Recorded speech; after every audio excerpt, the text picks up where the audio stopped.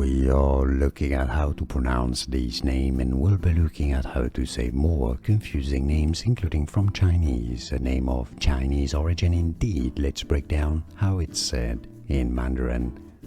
China, Cao, Cao. Often in English it's pronounced with a ch sound at the beginning, as in Chao. But in Chinese, Cao.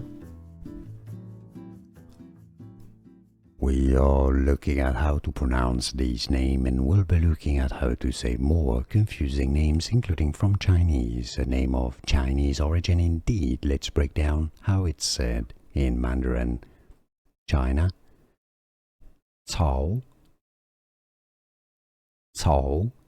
Often in English it's pronounced with a ch sound at the beginning, as in Chao. But in Chinese, Cao.